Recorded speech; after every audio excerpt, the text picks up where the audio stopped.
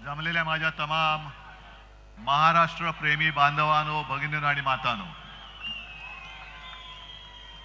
तुमच्या लक्षात आलं असेल की मी भाषणाची सुरुवात थोडीशी बदलले, कारण ही निवडणूक जी आहे, ही लढाई जी आहे ती महाराष्ट्र प्रेमी आणि महाराष्ट्राचे लुटारू यांच्यामध्ये आहे.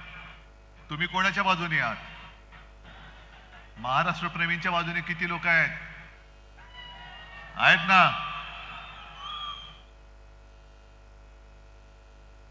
लोकसभेच्या वेळेला आलो होतो, असंच सगळं भरलं होतं, पण दुर्दैवाने पराभव झाला. कसा झाला, का झाला, याचं उत्तर हे कोणी द्यायचं आणि कोणाला द्यायचं? मी प्रामाणिकपणाने काही प्रश्न तुम्हाला विचारतोय की जे सरकार माझ्या नेतृत्वाखाली 2.5 वर्ष महाराष्ट्रामध्ये होतं, त्याचा कारभार तुम्हाला आवडला नव्हता म्हणून लोकसभेत आपला पराभव झाला का? माझं नेतृत्व तुम्हाला मान्य नाहीये का? नसेल तर नाही सांगा. मी खुला कारभार आहे माझा. मला मोदी आणि शहा घरी नाही बसू शकत. ज्या दिवशी तुम्ही मला सांगाल की उद्धव आता बस झालं, घरी बस, त्यावेळेला मी क्षणार्धात घरी बसेन. पण जोपर्यंत तुम्ही मला सांगताय की उद्धवजी तुम्ही लढा, मग कोणी माझ्या वाटेमध्ये येऊ दे, मी तुमच्यासाठी प्राण गेला तरी 72 पण लढून जिंकून दाखवल्याशिवाय राहणार नाही. हे तुम्ही ठरवायचे. अनेक जण मला विचारतात की ही निवडणूक तुमच्या अस्तित्वाची आहे का? म्हटलं, माझं अस्तित्व हे माझ्या मायबाप, माता भगिनी आणि जनतेच्या बांधवांच्या हातामध्ये. जे शिवसेना प्रमुखांनी मला सांगितलं आणि अनेकदा जाहीर सभेत ते बोलले की जोपर्यंत तुम्ही शिवसैनिक आहात तोपर्यंत मी शिवसेना प्रमुख आहे, असं बाळासाहेब सांगायचे.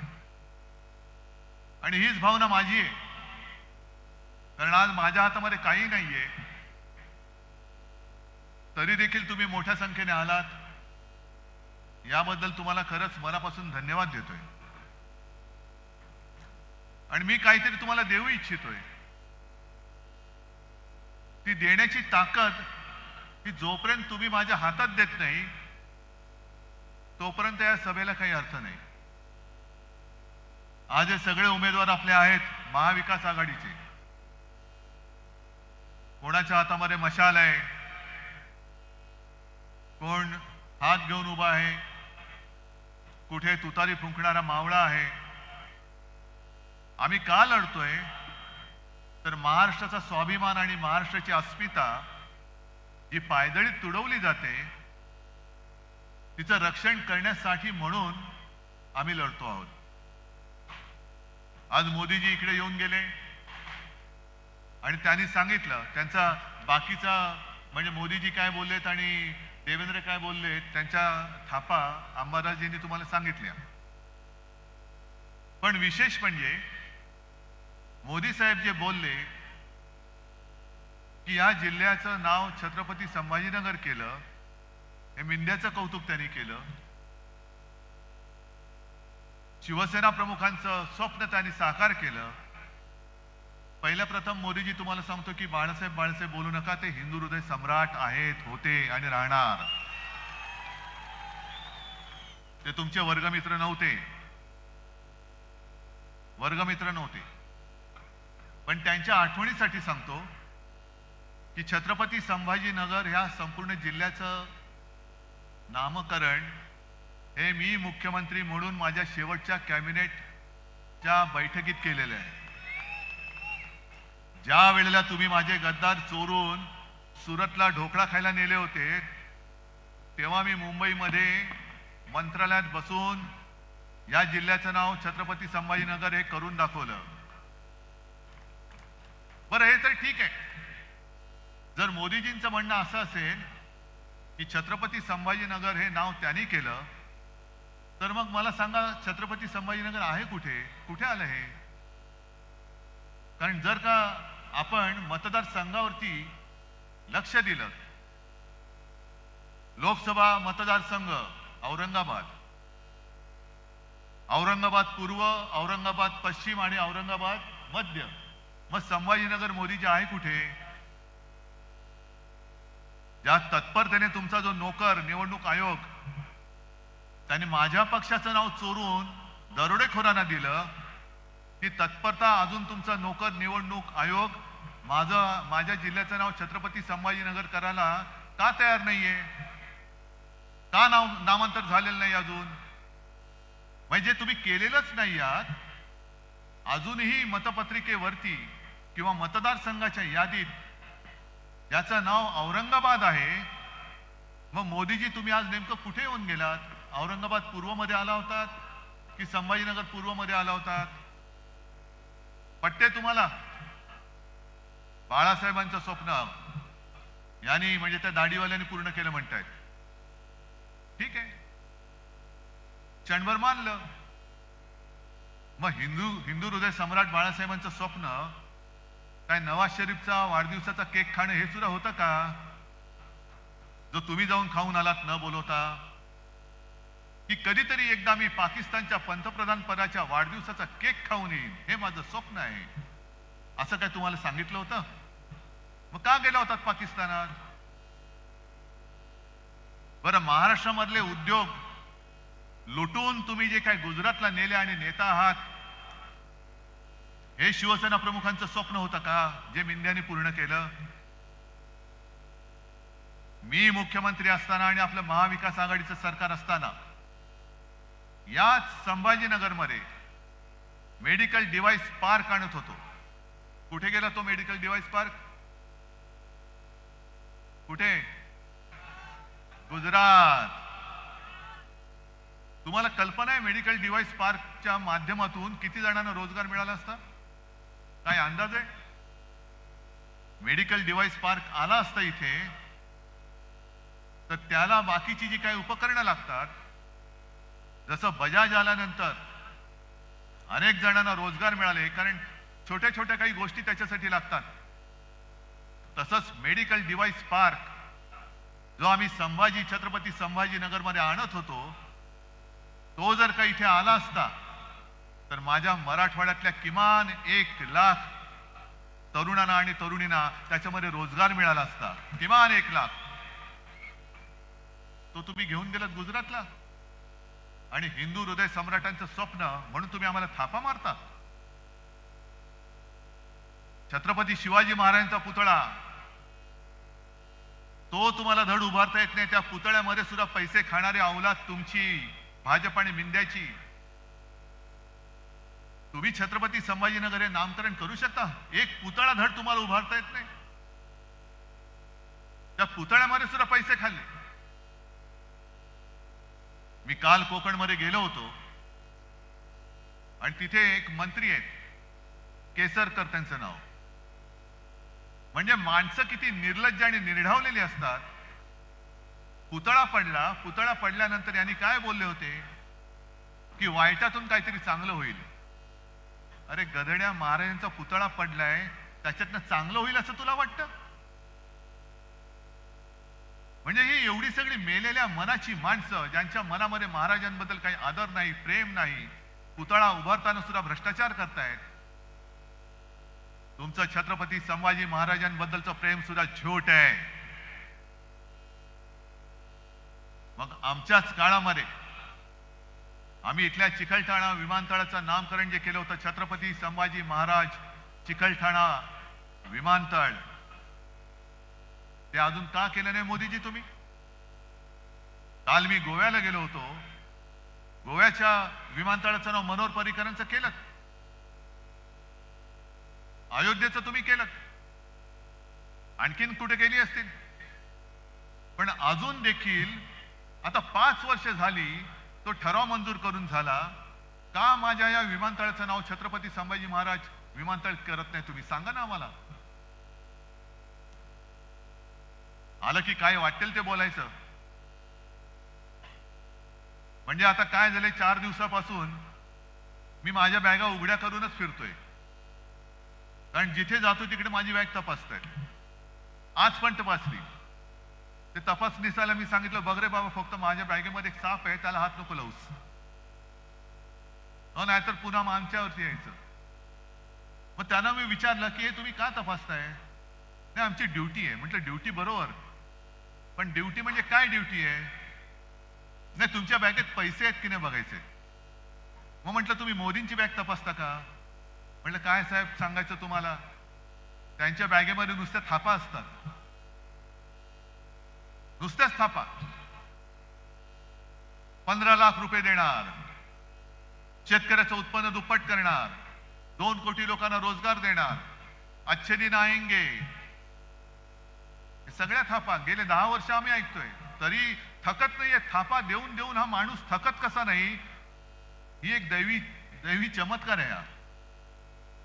एखादा माणूस थापा मारून मारून कंटाळेल, थकेल, पण हे थकतच नाहीत.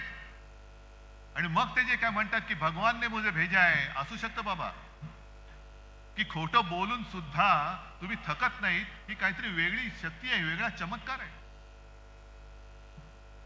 आज यांना आठवलं मिंद्यांना आणि सगळ्यांना, 3 भाऊ, एक जॅकेट भाऊ, दाढी भाऊ, देवा भाऊ, आणि सगळे मिळून महाराष्ट्र खाऊ. यांची जी काय वृत्ती आहे, लुटेंगे और बांटेंगे, म्हणजे महाराष्ट्र लुटेंगे आणि दोस्तों को बांटेंगे, ही यांची खरी गोष्ट आहे. बटेंगे या कटेंगे वगैरे नाहीये. महाराष्ट्राला लुटणार आणि आमच्या म्हणजे त्यांच्या दोस्तांना वाटणार, वाटायचा, लुटायचा आणि वाटायचा, हे उघड उघड चाललंय. मग आपण छत्रपती शिवाजी महाराज की जय म्हणून जे काय बोलतो तिरिमिरीनी, आणि आपल्या महाराजांचा महाराष्ट्र आपल्या डोळ्यात देखत हे लुटून गुजरातला नेत आहे, तरी आपण काय चंड बनलो की काय एवढे की आपण गप्पच बसलेलो? गेल्या वेळेला लोकसभेला एक झाली चूक. अरे काहीतरी बरोबरी करायची होती. चंद्रकांत खैरेंसारखा माणूस जो मला आठवते कित्येक वर्षापासून आपली सेवा करतोय, निष्ठेने राहिला. त्या निष्ठेची कदर, त्याचा आदर म्हणून मी त्यांना उमेदवारी दिली होती. जसं इकडे उदयसिंग बसलेले आहेत, विकले नाही गेले ते, त्यांना सुद्धा खोके दिले असते, त्यांना सुद्धा धमक्या दिल्या असत्या किंवा दिल्या, पण निष्ठेला जागले ते. मान कापली तरी 72, पण मी इमान विकणार नाही. मग त्यांचा आदर किंवा त्याची काय किंमत आपण ठेवायची की नाही ठेवायची? कोणी तुम्ही मोठा केलेला माणूस खोके घेतो, तिकडे जातो, दारूची दुकानं काढतो आणि आपण त्याला निवडून देतो. मला नाही पटलंय, खरंच नाही पटलंय. हे संभाजीनगर, हे छत्रपती संभाजीनगर शिवसेना प्रमुखांसुद्धा मला नाही वाटत हे पटलं असतं. पाठीमध्ये वार करणारी अवलाद, या शिवसेनेने यांना राजकीय जन्म दिला, यांना मंत्रिपद दिलं, आणखीन काय करायचं बाकी होतं? सगळं काही केलं तरी सुद्धा उलटे फिरून तुम्ही आईवरती वार करताय आणि त्याला जनता निवडून देते, हे मला पटूच शकत नाही. मग कोणासाठी लढायचं, कोणाच्या भरोशावरती लढायचं? आज सुद्धा मी मैदानात उतरलोय, कोणासाठी उतरलोय? माझ्यासाठी उतरलोय. माझं काय जातंय? महाराष्ट्र लुटतात, लुटू द्या ना. संभाजीनगरचा मेडिकल डिव्हाइस पार्क, 1 लाख नोकऱ्या देणारा मेडिकल डिव्हाइस पार्क गुजरातला गेला, माझं काय जातंय? मुंबई अदानीच्या घशात घातले, जाऊ दे ना, मला काय त्याचं? कोल्हापूरला गेलो होतो, राधानगरी, तिथल्या आपल्या KP पाटील या उमेदवारांनी सांगितलं की आमच्या इथलं पाणी पण अदानीला विकून टाकलं, जाऊ दे ना, माझं काय जातंय? हे सगळं जाऊ दे ना, माझं काय जातं नाही. एक दिवस आपण सगळेच जाऊ, सगळेच जाऊ, आणि मग हा महाराष्ट्र जो इकडे सगळी आपण ठेवतो ना, छत्रपती शाहू महाराज, फुले, आंबेडकर, शिवाजी महाराज आहेतच, हा महाराष्ट्र हा शाहू फुले आंबेडकरांचा आहे का शहा मोदी अदानीचा आहे? याचं उत्तर देणारी ही निवडणूक आहे, आणि हे उत्तर तुम्ही देणार आहात. तुम्ही द्यायचं हे उत्तर. मला हे पटत नाही, तळमळीने मी तुमच्यासाठी बोलतोय. माझ्या डोक्यामध्ये काही मुख्यमंत्री पदाचं खूळ घुसलेलं नाही, ते त्याही वेळेला नव्हतं. आणि तेव्हा जर का माझ्या डोक्यात ते घुसलेलं असतं तर एका क्षणात मी वर्षा सोडून माझ्या घरी मातोश्रीत मी गेलो नसतो. अनेक जण स्वप्न बघतात की वर्षावरती जायचंय, मुख्यमंत्री व्हायचंय. मला काही वाटलं नाही. मला फक्त एवढंच वाटलं, वाईट वाटलं, जरूर वाटलं की शिवसेना प्रमुखांनी मोठी केलेली माणसं, काही ना तर मीच मंत्री केलेलं, नाहीतर ते मंत्री पदाला सुद्धा कधी टेकलेच नसते, त्या खुर्चीत कधी बसले नसते, कधी खासदार झाले नसते, कधी आमदार झाले नसते. अशा लोकांना मी केवळ आणि केवळ शिवसेना प्रमुखांची जी पुण्याई माझ्या पाठीशी उभी आहे त्या जोरावरती आमदार, खासदार आणि मंत्री केलं. त्यांनी वार करावा माझ्यावरती, मला त्याचं वाईट वाटतंय. मुख्यमंत्री पद हे सोडून द्या. आणि अशी माणसं माझ्यावरती अविश्वास दाखवत आहेत हेच मला पटलं नाही. अरे शत्रूने अविश्वास दाखवला तर मी समजू शकतो, पण माझ्याच माणसांनी, जी माझ्या बरोबर घरामध्ये येणारी आमच्या कुटुंबियांसारखी माणसं, ही माझ्यावरती अविश्वास दाखवणार नको. मला तुमच्या मनात मी नाहीये ना. मी सोडलं, वर्ष सोडून दिलं आणि मला कोरोना झाला होता तरी देखील मी मातोश्रीवरती गेलो. काही फरक पडला नाही मला. उलट वर्षापेक्षा मला मातोश्रीमध्ये छान शांत झोप लागते, कारण माझं आहे, ते माझ्या हक्काचं आहे. या मातोश्रीने यांना सगळं काही दिलं, त्या मातोश्रीमध्ये मी परत गेलो. मी माझ्यासाठी लढत नाहीये, मी तुमच्यासाठी लढतोय. अनेक गोष्टी मी या वचननामा घेऊनच फिरतोय आणि त्याच्यावरती मी लिहिलंय. हे जे लिहिलंय हे असंच ठेवू का बदलू हे तुम्ही सांगायचंय. मी या कव्हरवरती लिहिलंय कुटुंब प्रमुखाचा वचननामा. हे तुम्हाला मान्य आहे की नाही? कारण कोरोनाच्या काळामध्ये जे तुम्ही सहकार्य केलं म्हणून आणि म्हणून महाराष्ट्र वाचला. त्या सगळ्या काळामध्ये देशभरामध्ये आपला महाराष्ट्र कोरोना काळात जनतेची काळजी घेणारा नंबर 1 होता. मुख्यमंत्री म्हणून माझं नाव जरूर यायचं. जगात कौतुक झालं, पण हे कौतुक माझं नव्हतं, हे कौतुक तुमचं होतं. आणि जगाने कौतुक केलं आणि जर माझ्या घरच्यांनी नाही केलं तर मला जगाचं कौतुक हे कवडी मोल आहे, मला घरच्यांचं कौतुक हे सोन्यापेक्षा जास्त भारी आहे माझं. आणि या वचननाम्यामध्ये मी जी काय वचनं दिलेत, पहिलं म्हणजे महाराष्ट्र हा माझा, आपला महाराष्ट्र हा स्वावलंबी महाराष्ट्र आणि सर्वोत्तम महाराष्ट्र करायचा आहे. मी जिथे जिथे जातोय तिथे तिथे शेतकरी त्रासलेत. सोयाबीनचा शेतकरी त्रासलाय, कापूस पिकवणारा त्रासलेला आहे. सोयाबीनला भाव नाही, कापसाला भाव नाही, गद्दाराला भाव आहे 50 खोके, पण सोयाबीनला भाव नाही. मी मराठवाड्यातल्या, विदर्भातल्या आणि महाराष्ट्रातल्या सर्व सोयाबीन पिकवणाऱ्या शेतकऱ्यांना आज सांगतोय की अजिबात तुम्ही निराश होऊ नका, घाई गडबड करू नका. पडलेल्या भावामध्ये सोयाबीन विकू नका. आपलं सरकार येतंय, आपलं सरकार आणा. मी तुम्हाला हमी भाव देतो. जो त्यावेळेला 6,000 दिला होता त्याही पेक्षा जास्त देण्याचं वचन मी तुम्हाला देतोय. पण तसं तरी काहीतरी सोयाबीन विकून टाकायचं. 3,000 विकतोय, 2,000 विकतोय. मग आपलं सरकार आल्यानंतर सगळे व्यापारी तुमच्याकडनं 3,000 घेतलेलं सोयाबीन हे सरकारला 6-7,000 विकतील. त्याच्यामुळे जरा थांबा, घाई गडबड करू नका. पहिले सरकार आणा, मी घेतो हमी तुमची. आणायलाच लागेल तुम्हाला. आणि हे मी करून दाखवले. 2 लाखापर्यंत पीक कर्ज मुक्त मी केलं होतं की नव्हतं?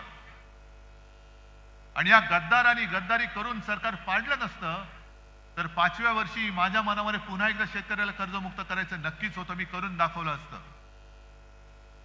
ठीक आहे, पुन्हा आपलं सरकार येतंय. हे सरकार आल्यानंतर पुन्हा माझ्या शेतकऱ्याला मी कर्जमुक्त करून दाखवेन. आणि जेव्हा आपण फिरत असतो तेव्हा काही काही गोष्टी घडत असतात, त्या नुसत्या बघून किंवा ऐकून सोडून द्यायच्या नसतात. मी 1-2 महिन्यापूर्वी आलो होतो, मला वाटतं आपल्या कोणाच्या प्रवेशाला, अंबादास, तुमच्या प्रवेशाला आलो होतो. आणि तिकडने येताना एका शेतात थांबलो.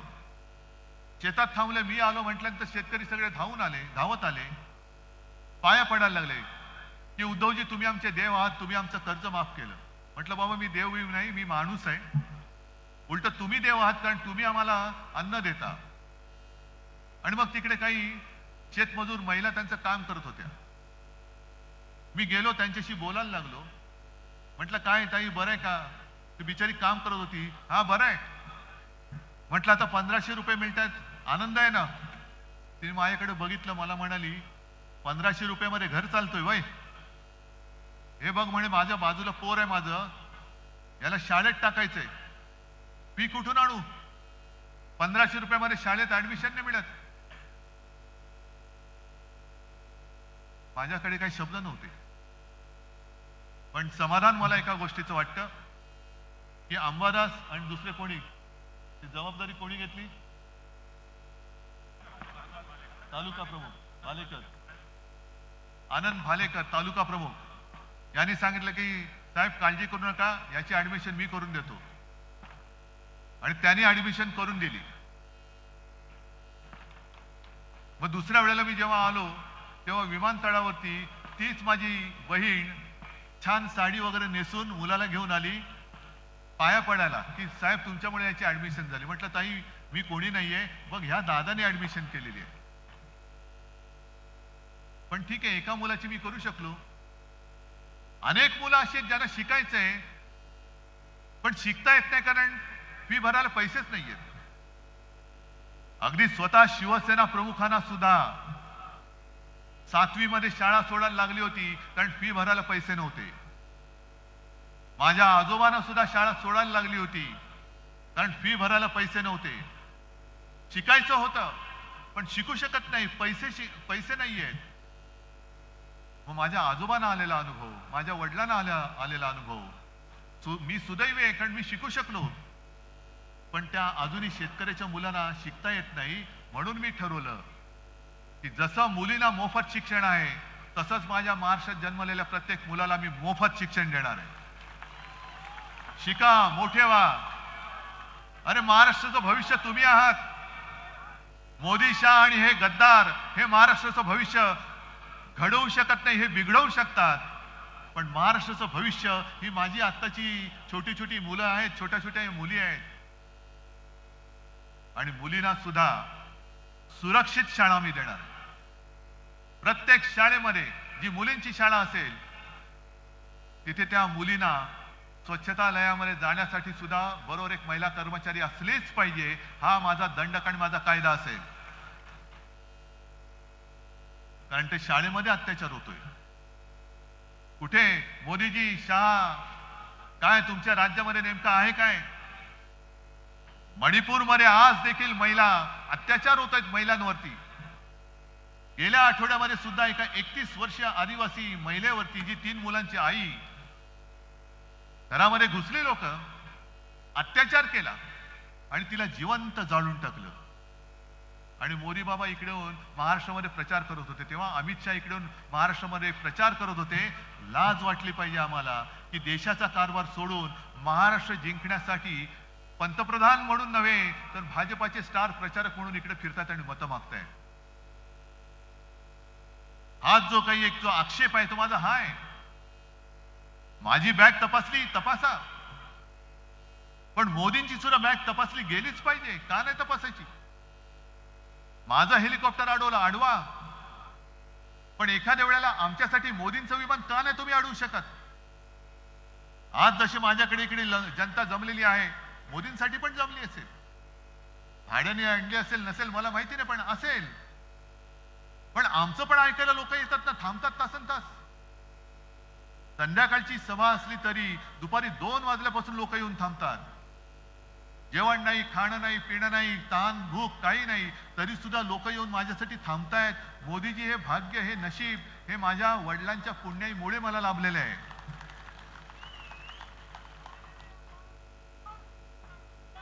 ही आमची घराणेशाही आहे. तुमच्यासारखं नाही आमचं की वापरा आणि फेकून द्या. आज आम्ही काँग्रेस आणि राष्ट्रवादी सोबत आलोय. का आलोय? तुमची हुकुमशाही गाडायला आलेलो आहे. तुमचा भ्रष्ट कारभार गाळायला आलेला आहे. ही मशाल घेऊन तो भ्रष्ट कारभार जाळायला आलेला आहे. सगळीकडे भ्रष्टाचार भ्रष्टाचार भ्रष्टाचार. अरे संभाजीनगरच्या पिण्याच्या पाण्याची जी योजना होती, मी मुख्यमंत्री असताना मला जेव्हा कळलं की महापालिकेकडे पैसे नाहीत, मी तात्काळ ती योजना सरकारकडे घेऊन सरकारकडनं मी तुम्हाला करून देत होतो. छत्रपती संभाजीनगर या शहराची पाणी योजना ती कितीची होती? 1700 कोटी. आता किती झाली? 2800 कोटी. तरी सुद्धा झाले. म्हणजे यांची सगळी कॉन्ट्रॅक्ट जी आहेत, हा विकास विकास विकास म्हणून जे बोंबलत आहेत, हा विकास जनतेचा नाही, हा विकास त्यांच्या कॉन्ट्रॅक्टर मित्रांचा आहे. टेंडर वाढवायची, पैसे वाढवायचे, सरकारच्या तिजोरीतून पैसे काढायचे, कॉन्ट्रॅक्टरला द्यायचे आणि त्यांच्या माध्यमातून आपण खाऊन फस्त करायचे.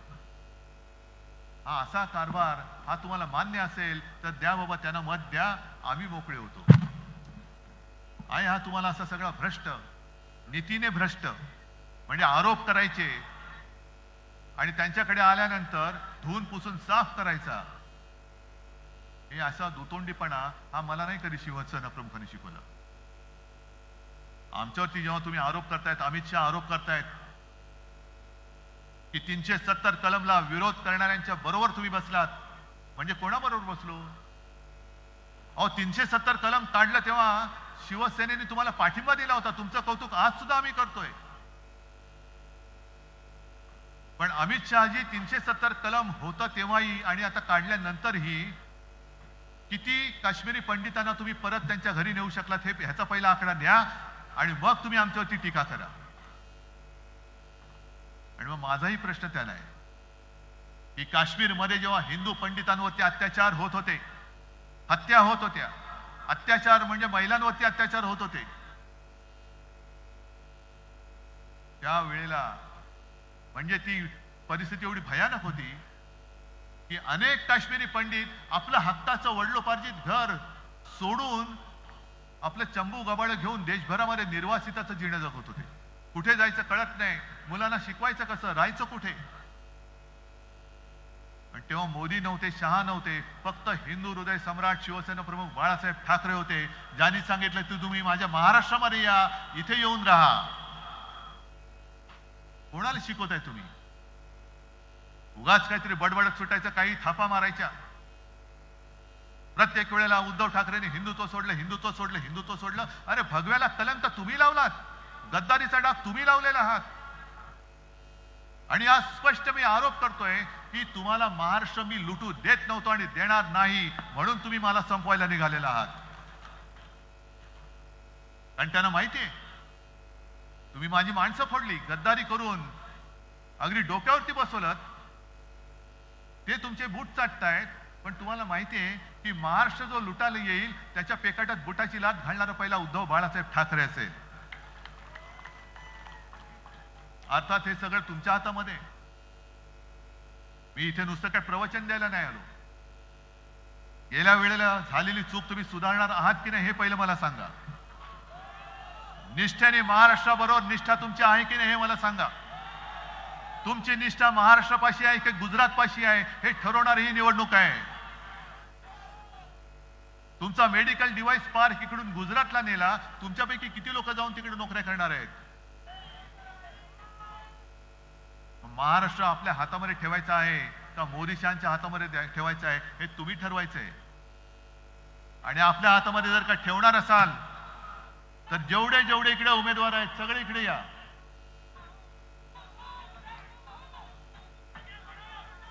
हे सगळे उमेदवार, या सगळ्यांच्या विजयाची जबाबदारी मी तुमच्यावरती देतोय. आहे हिम्मत? देताय वचन?